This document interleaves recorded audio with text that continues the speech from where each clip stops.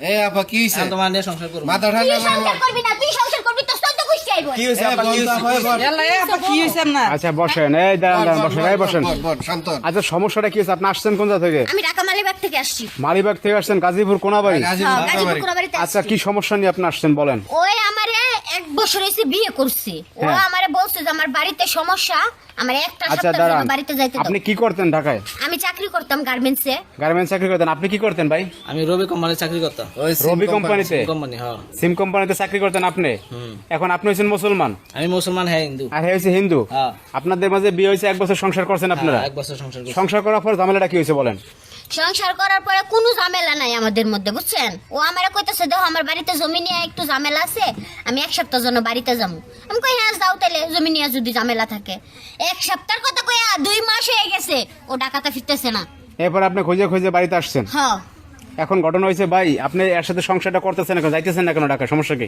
আমি এখন হ্যাঁ হিন্দু, আমি মুসলমান, দুজন দুই ধর্মের, এই জন্য আমি সংসার করবো না। এখন হ্যাঁ টাকা পয়সা দিয়ে দেবো, হ্যাঁ অন্য জায়গায় বিয়ে ভাই করবো। টাকা পয়সা দিয়ে দিবেন, আপনি তো একটা খারাপ কাজ করছেন। এই তুই আমার জীবন যে নষ্ট করছিস, তো এই জীবনের ইয়াটা কে দিব সেটা কর। আর অন্য জায়গায় বিয়ে সাথে বইয়া যাও, আমি টাকা দিয়ে দিব মনে, সমস্যা কি? টাকা দিয়া সব সমস্যা সমাধান হয়। আচ্ছা দাঁড়ান, শোনেন, আপনারা যখন বিয়ে করছেন তখন কি বলছেন যে দুজন দুই ধর্মে থাকবেন? কারণ বলছে দুজন দুই ধর্মে থাকবো। কোনো সমস্যা হবে না? না কিন্তু এখন সমস্যা রইতেছে কেন বলেন?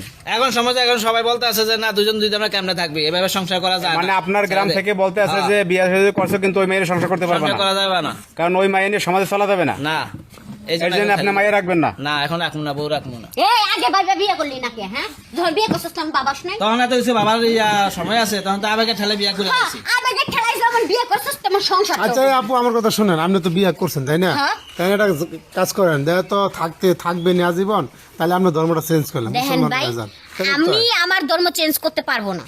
কোন যে ওর ধর্ম চেঞ্জ করে আমার কাছে আয়। এটাও কোনো ধর্ম কিছু চেঞ্জ করবো করবো, না, হ্যাঁ তো মুসলমান ছেলে মুসলমান, হিন্দু এটা ধর্ম কেমন হয় ভাই? চেঞ্জ করবো। আগে ভাইবা বিয়ে করে হ্যাঁ তো মুসলমানই করেন, হ্যাঁ তো মুসলমান। আপনি যে এত ওরে তরফদারি করতেছেন, আগে ভাইবা ও বিয়ে করে নাই, তখন যে একটা হিন্দু মেয়ে বিয়ে আপনিও তো করতেছে। বুঝা করেন না, দুজনের দুনো পক্ষেই দোষ আছে। আমার কোনো দোষ নাই, আমি তখন তারে বলছি যে তুমি আমার বাবারে কথা দোষ নাই, বুঝতে দোষ তো মানে দোষ তো বাইরে না না গেছে। শোনেন, এই কথা বলেন না আপনি। না, না, সাপোর্ট শোনেন। করেন আমার লইয়া। না না, এই বড় ভাই এখন শোনেন, এখানে ঝামেলা আছে। জিনিসটা হয়েছে একটা মেয়ের তো জীবন নষ্ট হয়েছে তাই না? এটাও তো দেখতে হবে। এখন মেয়েটার টাকা দিলে কি সব সমস্যার সমাধান হয়ে যাবে? টাকা দিলে সমস্যার সমাধান এখন হবে না, আর কি এখন করবেন? ধর্ম যদি চেঞ্জ করেন তাহলে তো কোনো সমস্যা নাই। সমস্যা আছে? এত ঝামেলা নাই। আমি আমার এখন আপনি ধর্ম চেঞ্জ করব করবেন? না। না না আর সে করবে না? হ্যাঁ করবো না, তাহলে এখন আপনিও তো করবেন না, ধর্ম চেঞ্জ করবেন? না না, আমি ধর্ম চেঞ্জ করবো। পথ এ, নাই। সাগর আর দর্শক ভাইয়ের আপনারা দেখেন, এই যে গাজীপুর কোনাবাড়িতে এই ঘটনাটা ঘটছে, এখন আপনারাই বলেন যে আসলে এই ঘটনার কোনো সমস্যার সমাধানটা কি? এটা আপনারা অবশ্যই কমেন্টসে জানাবেন।